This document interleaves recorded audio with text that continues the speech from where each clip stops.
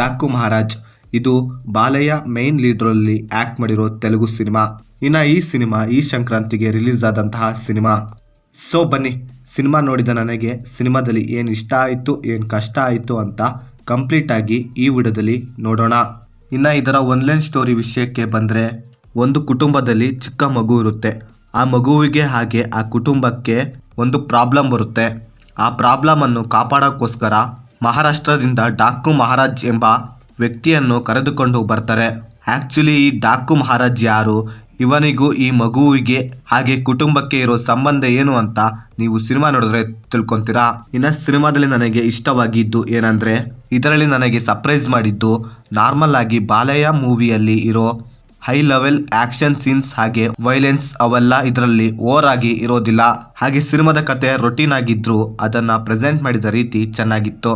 ಹಾಗೆ ಸಿನಿಮಾದ ಸಿನಿಮಾಟೋಗ್ರಫಿ ಹಾಗೆ ವಿಜುವಲ್ಸ್ ಮಾತ್ರ ಟಾಪ್ ಕ್ಲಾಸ್ ಆಗಿದೆ ಅಂತೀನಿ.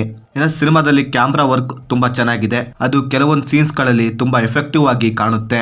ಇನ್ನು ಸಿನಿಮಾದಲ್ಲಿ ತಮನ್ ಅವರ BGM ಹೈ ಲೆವೆಲ್ ಅಲ್ಲೇ ಇರುತ್ತೆ. ಇನ್ನು ಆಕ್ಷನ್ ಸೀನ್ಸ್ ಗಳನ್ನು ತುಂಬಾ ಚೆನ್ನಾಗಿ ಡಿಸೈನ್ ಮಾಡಿದ್ದಾರೆ. ನಾರ್ಮಲ್ ಬಾಲಯ್ಯ ಮೂವಿ ತರ ಓವರ್ ಬಿಲ್ಡಪ್ ಅಲ್ಲಿ ಇರೋದಿಲ್ಲ. ಇನ್ನು ಸಿನಿಮಾದಲ್ಲಿ ನನಗೆ ಮೇಜರ್ ಆಗಿ ಇಷ್ಟವಾಗಿದ್ದು ವಿಲನ್ಗೆ ಹೀರೋ ಅಷ್ಟೇ ಇಂಪಾರ್ಟೆನ್ಸ್ ಕೆಲವೊಂದು ಸೀನ್ಸ್ ಅಲ್ಲಿ ಕೊಟ್ಟಿದ್ದು ನನಗಂತೂ ತುಂಬಾ ಇಷ್ಟವಾಯಿತು. ಇದರಲ್ಲಿ ನನಗೆ ನೆಗೆಟಿವ್ ಅನಿಸಿದ್ದು ಏನಂದ್ರೆ, ಸಿನಿಮಾದ ಸ್ಟೋರಿ ಸಿಂಪಲ್ ಆಗಿದೆ, ಅಷ್ಟೇ ರೊಟೀನ್ ಆಗಿದೆ.